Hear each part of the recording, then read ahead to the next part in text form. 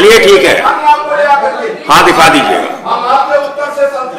माननीय ध्रुव कुमार त्रिपाठी जी, माननीय ध्रुव कुमार त्रिपाठी जी, कुछ नहीं लिखा जाएगा ये। माननीय ध्रुव कुमार त्रिपाठी जी, माननीय ध्रुव कुमार त्रिपाठी जी।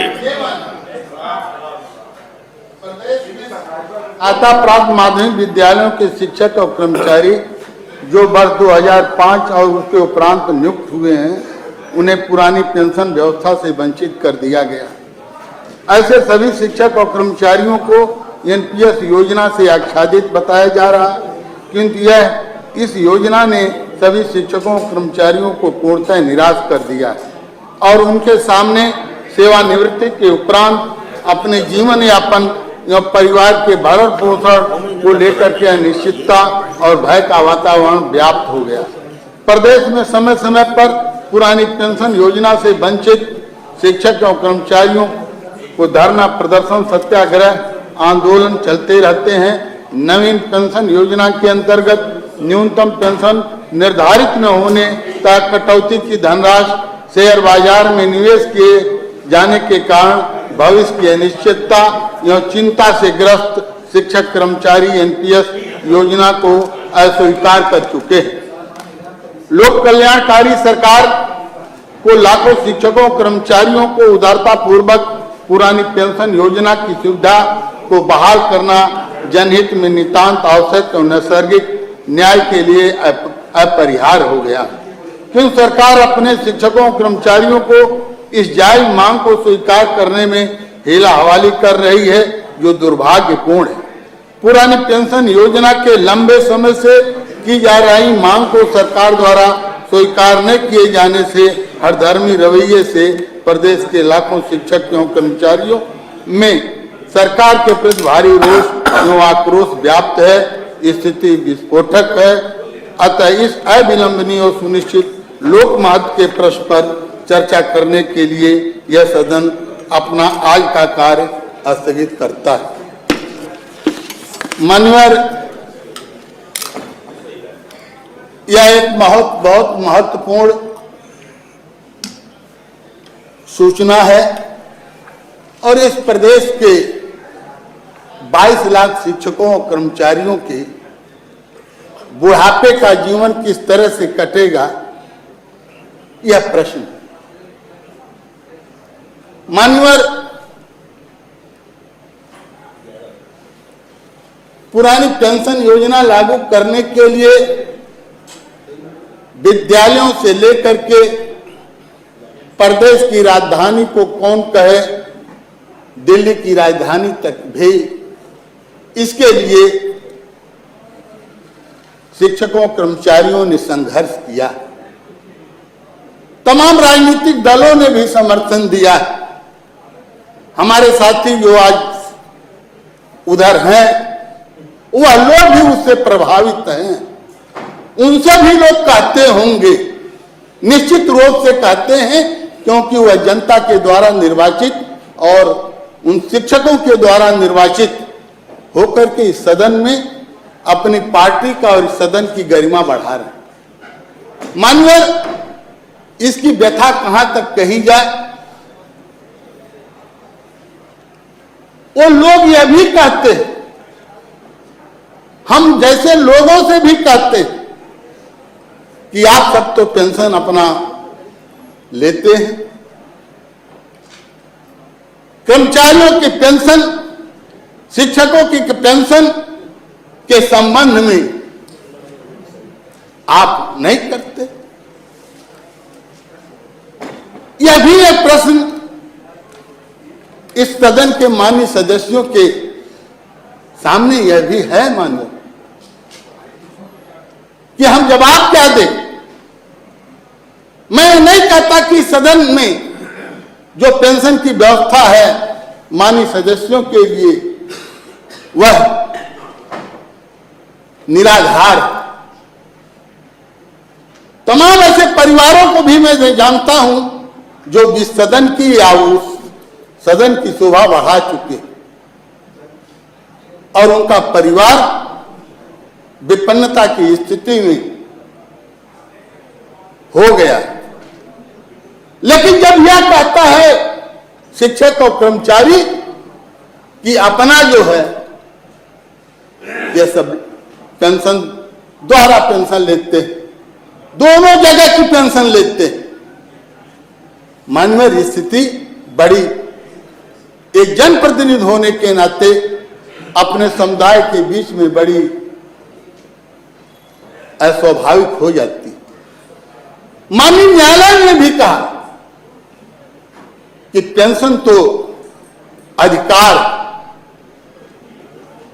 वह पेंशन अपने जीवन के बहुमूल्य क्षणों के में परिश्रम किए गए धनराशि से कटौती करके वह उसके आधार पर पेंशन प्रदान की जाती है। मानवीय आपका संरक्षण चाहिए। मानवीय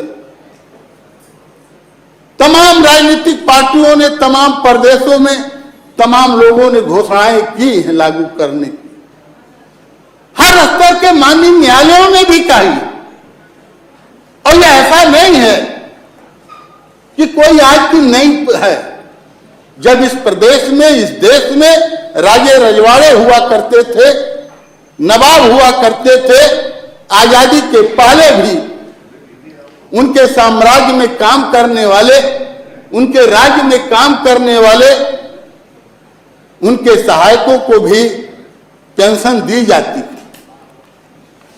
आज जिस पर सरकार अपनी पीठ थपथपाती है वह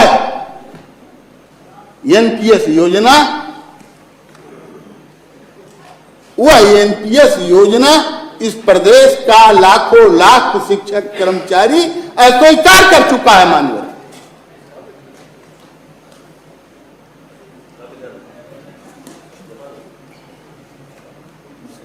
हाँ त्रिपाठी जी व्यवस्थित तो हो। माननीय नहीं व्यवस्थित है, आप अपनी बात जारी रखिए। अस्वीकार कर चुका है। मैंने इस सदन में, इस माननीय सदन में कई बार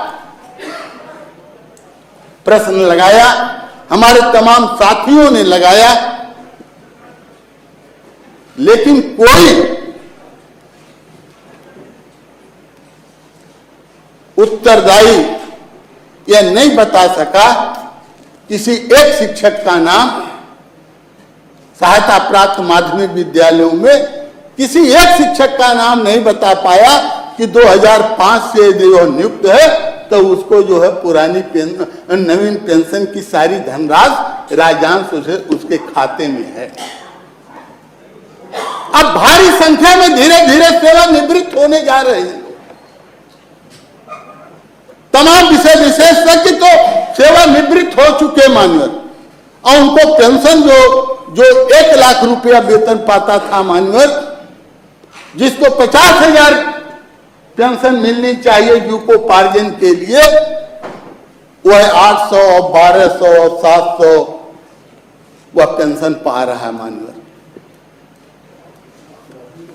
नौकरी की जो अधिवर्षता आयु है 60 वर्ष 62 वर्ष पूरा कर लेने के पहले भी उसे हमेशा यह धड़का रहता है, चिंता रहती है, वह निराश हो जाता है कि जब बंद हो जाएगी, वेतन बंद हो जाएगा, हम सेवानिवृत्त हो जाएंगे, तो हम अपना परिवार कैसे चलाएंगे। यह उनके सामने समस्या है। माननीय मैं अपने सभी सम्मानित साथियों से जो इस माननीय सदन के सम्मानित सदस्य हैं, मंत्री हैं, यह उनके क्षेत्रों में भी ये समस्याएं हैं, उनसे कही जाती है, मांग की जाती है कि अब मेरा परिवार कैसे चलेगा। और उसके डर से माननीय मेरे पास दर्जनों उदाहरण हैं माननीय कि वह या तो गंभीर रोग से पीड़ित हो गए, उनको हार्ट अटैक हुआ, या कई तो ऐसे भी हम जानकारी में हैं जिनकी मृत्यु हो गई। माननीय यह बहुत बड़ा संवेदनशील प्रकरण है। माननीय राज्यांश एनपीएस खाते में जो राज्यांश है वह इस शिक्षा विभाग के अधिकारियों के द्वारा समय पर जिला विद्यालय निरीक्षक को भेजे नहीं जाते, जिला विद्यालय निरीक्षक को भी, उनके अधीनस्थों को भी कुछ मिलने वाला नहीं है, वह ट्रांसफर भी नहीं होता। मानवर मैं नई पेंशन योजना के अंतर्गत मैं यह पूरे इस माननीय सदन से कहना चाहता हूं कि यदि आपकी वह हो जाए, कृपा हो जाए, किसी एक शिक्षक के एक पूरे वर्ष के एनपीएस राजस्व उसके खाते में कितना गया मानवर, यही केवल यदि हो जाए, पता सदन को बता दिया जाए, मुझ जैसे छोटे लोगों को बता दिया जाए, सेवक को बता दिया जाए, तो मानवर मैं अपने साथियों से कहूंगा कि आप नवीन पेंशन योजना स्वीकार करिए। लेकिन कोई अनिश्चितता है ये नहीं है मानवर। आज 18 साल हो गए, 17 साल हो गए। इस प्रदेश में शिक्षकों की तो 2016-17 से कटौती प्रारंभ हुई मानवर, वह 12 साल चला गया, वह 12 साल कहीं पता नहीं है कि क्या होगा, उसका क्या होगा। उस अवधि की धनराशि राज्यांश का और उसका तमाम सरकारें राज्य की मानवर, कोई यह नहीं कह सकता हमने राज नहीं किया। आप समाप्त करिए। तो राज नहीं किया, मानवर कृपा है। आपकी बात आ गई, समाप्त करिए। नहीं आई, तमाम सरकारों ने इसके इधर बैठने वाले उनकी भी पार्टी की सरकारों ने राज्य किया, लेकिन नहीं कुछ हुआ मानवर। आज क्या वह आपके निर्देशों का वह शिक्षक, वह कर्मचारी अनुपालन करता है, आपकी विकास योजनाओं को संचालित करता है, वह राष्ट्र निर्माण की भूमिका का निर्वहन करता है, वह गरीब परिवार के बच्चों को शिक्षा प्रदान कराता है। क्या उसका कोई दोष है, कोई अपराध है, कोई राष्ट्र के प्रति अहित कर रहा है? उसके सेवानिवृत्ति के बाद उसका जीवन कैसे चले, इस पर तो जरूर विचार होनी चाहिए माननीय। मैं आपसे अनुरोध करूंगा कि इस प्रदेश के 22 लाख शिक्षकों कर्मचारियों को पुरानी पेंशन से आच्छादित किया जाए।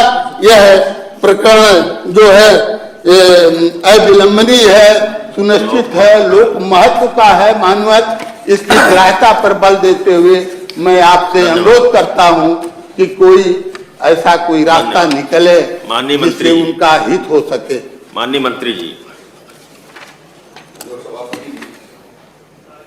माननीय त्रिपाठी जी ने विस्तार पूर्वक इस नियम 105 के अंतर्गत सूचना पर अपने प्रकाश डाले हैं।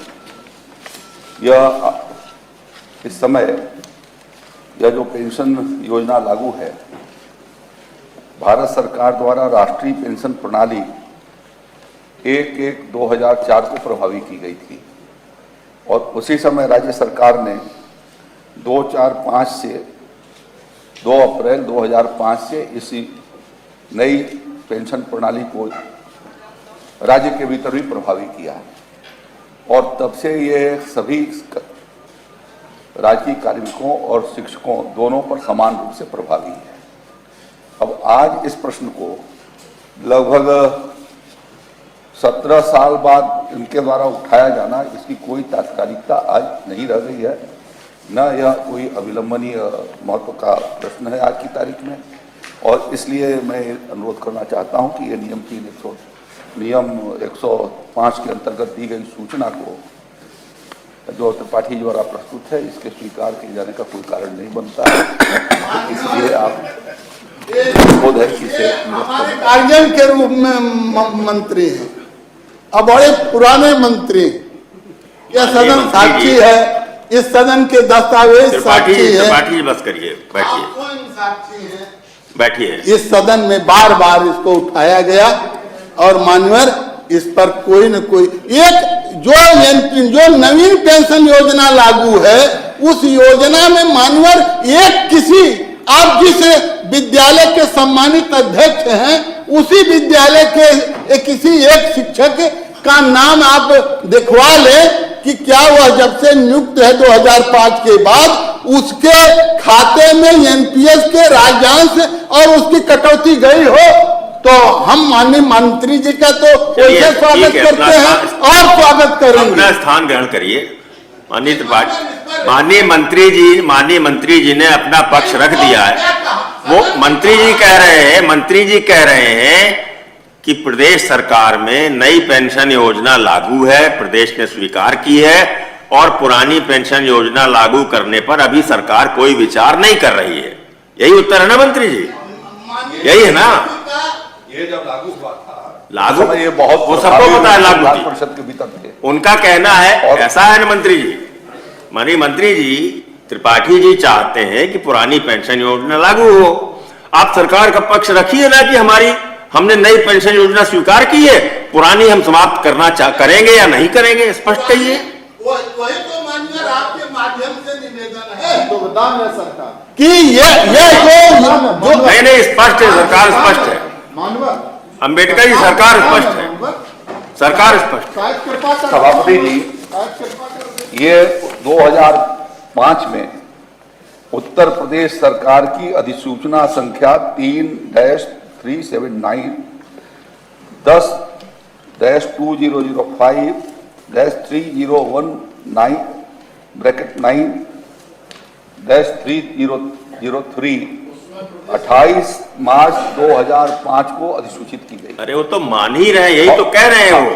वो कह रहे हैं वो कह रहे हैं साफ कर दिया 2005 में जो नई पेंशन योजना स्वीकार हुई है, वो कह रहे हैं इस पेंशन योजना में कई खामियां हैं, ये गिना रहे हैं वो।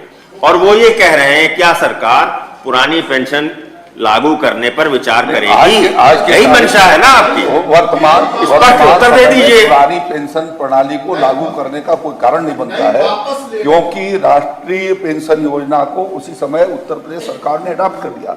और इस बात का आज से 18 साल पहले ये निर्णय किया कि हम नई पेंशन प्रणाली के अनुसार जो अब नई नीतियां होंगी उनके अनुसार चालू करेंगे। हो रहा है।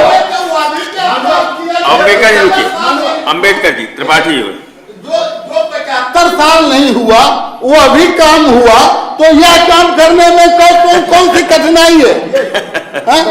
चलिए त्रिपाठी जी कि नहीं हम कोई काम नहीं 75 साल पहले आपने अपना पक्ष रख दिया। मैं आपसे चाहता हूँ, मंत्री जी ने आपसे निवेदन करना चाहता हूँ, आपसे पूरा प्रदेश देख रहा है। हमारे माननीय इस समय के नेता सदन जो हैं, मंत्री जी को पूरा देवरिया जिला देख रहा है, पूरा प्रदेश देख रहा है। माननीय मंत्री जी त्रिपाठी जी दो बातें कह रहे हैं। एक बात त्रिपाठी जी ये कह रहे हैं कि क्या सरकार पुरानी पेंशन योजना लागू करेगी, एक बात सुन लीजिए। दूसरी बात वो ये कह रहे हैं कि नई पेंशन योजना में बहुत खामियां हैं। तो क्या नई पेंशन योजना में जो खामियां बता रहे हैं आप, उनको आप दिखवाएंगे? ये जो खामियां हैं वो लिख करके देंगे, उसका परीक्षण कराएंगे। हाँ, नई पेंशन योजना में जो कमियां हैं उनको दूर करा दीजिए। उच्च सदन है, यहाँ सभी सम्मानित सदस्य हैं, सभी जो है निर्वाचित होकर के आए हैं, लाखों लाख शिक्षकों कर्मचारियों के ये आशा के केंद्र बिंदु हमारे लेकिन मंत्री जी को क्या हो गया? अब उन्होंने आपकी एक बात मान ली है त्रिपाठी जी। आपकी दो बातों में से एक बात उन्होंने मान ली। नई पेंशन योजना में जो सुधार होना चाहिए आप वो बताइए उनको, अभी उसको वो देखेंगे। बताए नहीं, वो खुद हम तो कह रहे हैं कि एक अब जिस विद्यालय के सम्मानित अध्यक्ष हैं उसी विद्यालय के किसी एक शिक्षक का। ठीक है त्रिपाठी जी, बैठिए। कार्य स्थगन स्वीकार करते हैं और सरकार को आवश्यक कार्रवाई के लिए संदर्भित करते हैं। अगली सूचना है श्री राज बहादुर सिंह चंदेल जी की और श्री आकाश अग्रवाल जी की।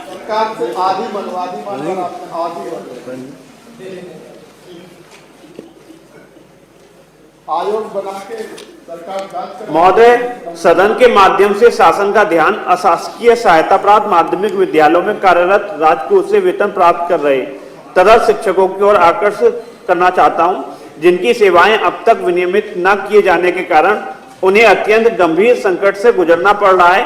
सदन के पटल से माननीय शिक्षा मंत्री ने आश्वस्त किया था कि किसी भी तदर्थ शिक्षक का वेतन नहीं रोका जाएगा। जो जिला विद्यालय निरीक्षक वेतन रोकेगा उस पर कार्रवाई की जाएगी। मुझे दुख के साथ अवगत कराना पड़ रहा है कि अद्यतन तदर्थ शिक्षकों को 7-8 माह से वेतन न मिलने की दशा में भुखमरी के कगार पर हो गए हैं।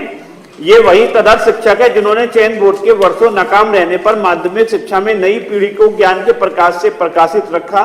सदन के पटल पर हमारे दल की ओर से चयन बोर्ड अधिनियम की धारा 33(6) की उपधारा 8 को विलोपित किए जाने की मांग बराबर की जा रही है।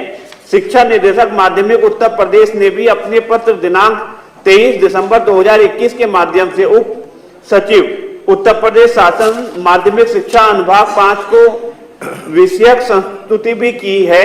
आपको पुनः स्मरण कराना चाहता हूं कि प्रदेश में 14 अक्टूबर 1986 को अध्यादेश के माध्यम से वित्तहीन मान्यता का शुभारंभ हुआ। तत्समय प्रदेश के सहायता प्राप्त माध्यमिक विद्यालयों में लगभग 1,13,000 पद सृजित थे।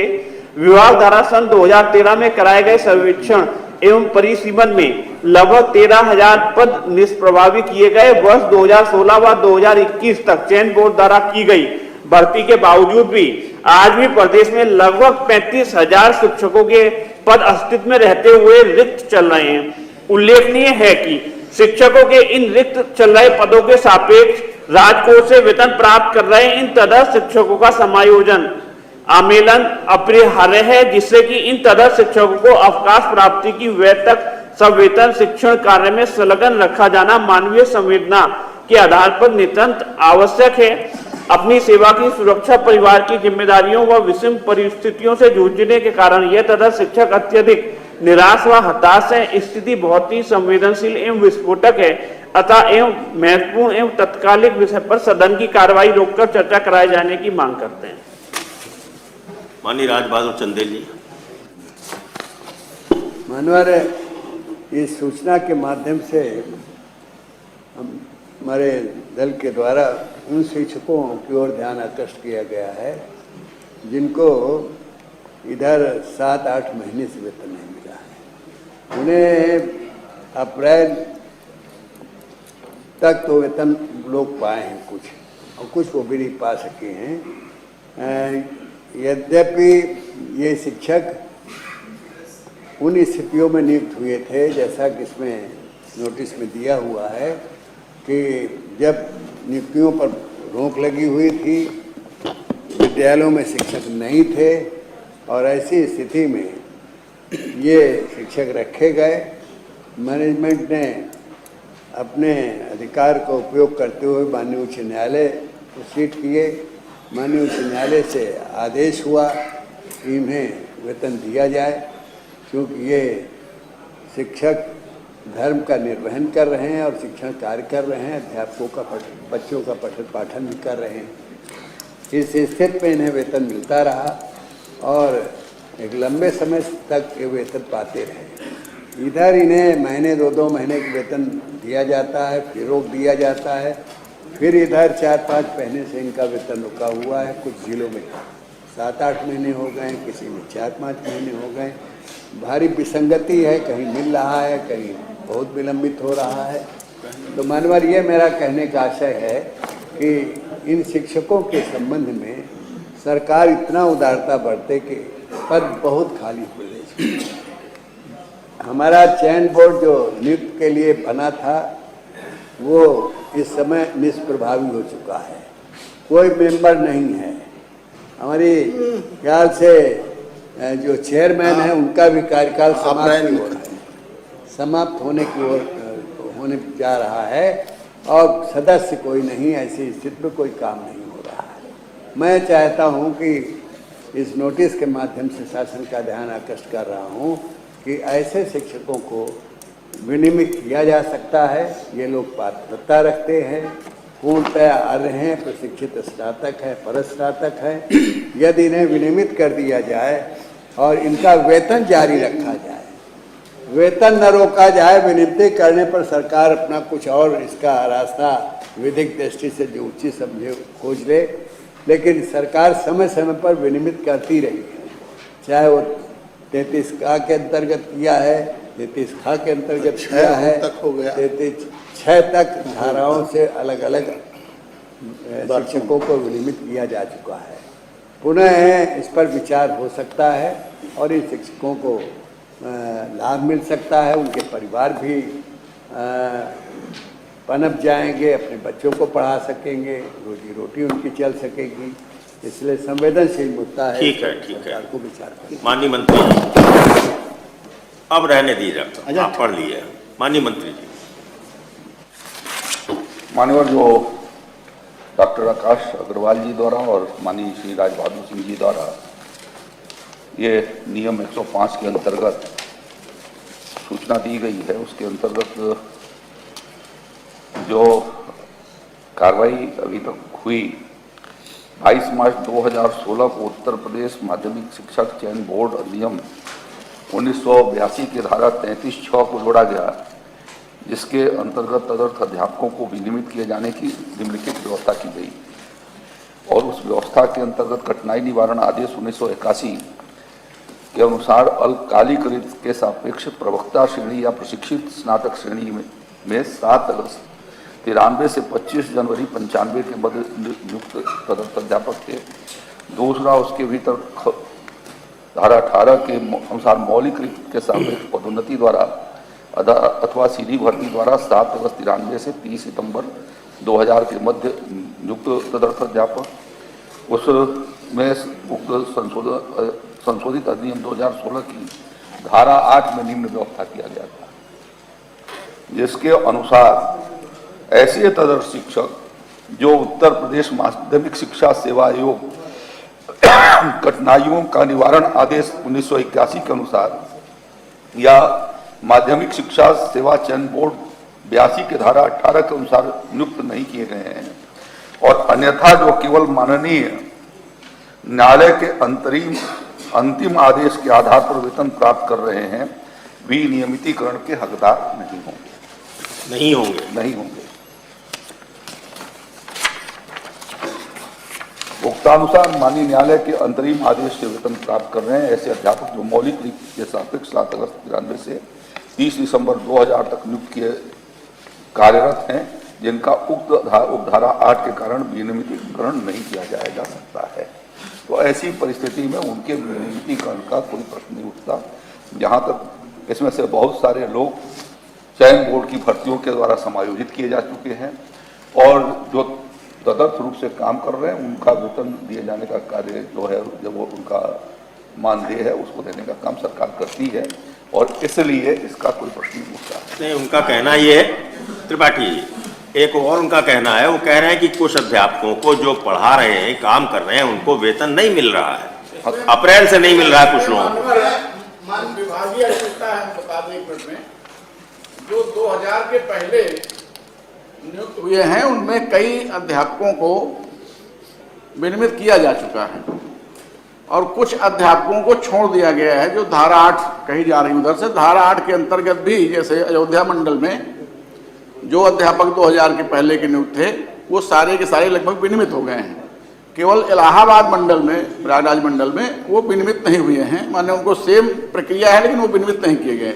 इसी प्रकार से कुछ जिलों ने वेतन दिया है, कुछ जिले अभी भी 2000 तक के लोगों को वेतन दे रहे हैं और कुछ जिले नहीं दे रहे हैं। तो उनमें एक रूपता हो जाए कि सारे लोग जब 10-12 जिले वेतन दे रहे हैं और 7-8 जिले नहीं दे रहे हैं, तो उनको वेतन देना चाहिए, ये उनका विषय है। माननीय मंत्री जी ने उसके आगे वाली बात कह दी कि जब विनियमितीकरण हुआ था उसका कह दिया। जो 2000 के बाद जो हैं शिक्षक तदर्थ, जब चयन बोर्ड फेल था और विद्यालयों में पढ़ाने के लिए अध्यापक नहीं थे, तब उन अध्यापकों की नियुक्ति की गई और यह कहा गया कि चयन बोर्ड से चयनित अभ्यर्थी के आने तक यह कार्यरत रहेंगे। अब चयन बोर्ड का अभ्यर्थी आया नहीं, उल्टे उनको बाहर कर दिया गया। और जो धारा 8 की बात मंत्री जी कह रहे हैं, वह जो अधिनियम है, माननीय मंत्री जी स्वयं वरिष्ठ मंत्री हैं, उद्देश्य और कारण तो वह पढ़ लें कि एक मिनट सुन लीजिए।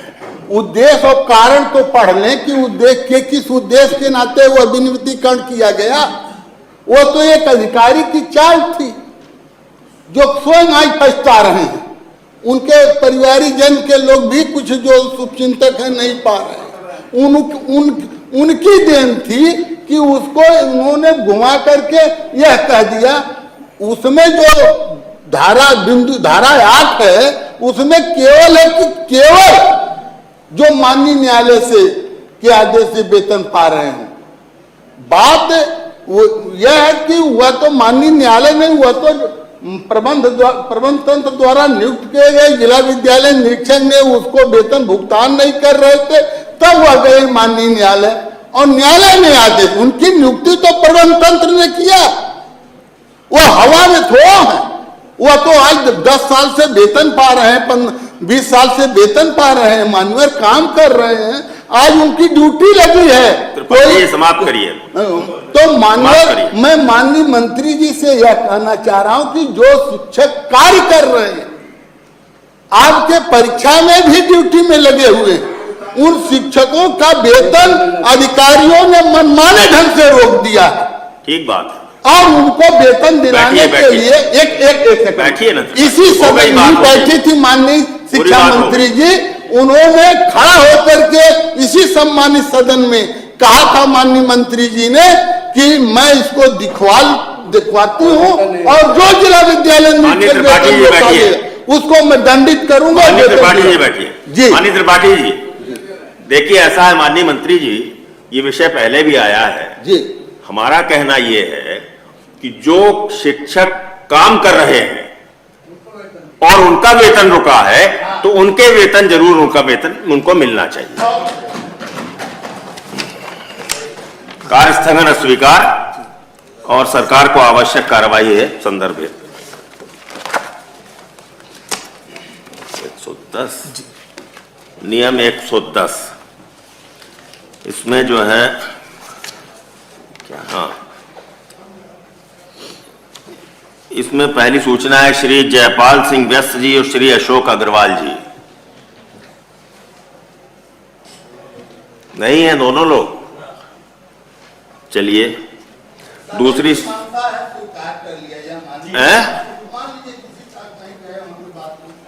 अच्छा दूसरी डॉक्टर आकाश अग्रवाल जी और श्री राज बहादुर सिंह चंदेल जी।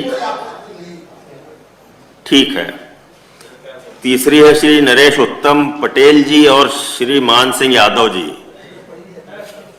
कहाँ है? चलिए, तो मतलब ये है कि आपकी और उनकी दोनों स्वीकार की जाए फिर। चलिए, तो ये सूचनाएं तीनों सरकार को आवश्यक कार्रवाई संदर्भित करते हैं। और एक सूचना श्री लाल बिहारी यादव जी की है, जो 2 माननीय सदस्यों के हस्ताक्षर नहीं है उस सूचना पर, इसलिए वो अग्राह्य की गई है। 110 की। अगर आपको पता भी नहीं है और सूचना आई है आपकी, तो फिर तो और बड़ी बात है। आप हाथ में लिए हैं सूचना 110 की? लिए है ना? उसमें 2 लोगों के दस्तखत हैं क्या? एक का है ना? आप पूछ लीजिए, अंबेडकर जी बता देंगे आपको बाकी बात। बाकी अंबेडकर जी बता देंगे। नियम 111 की सूचनाएं ले रहे हैं। पहली सूचना है श्री विजय बहादुर पाठक जी की।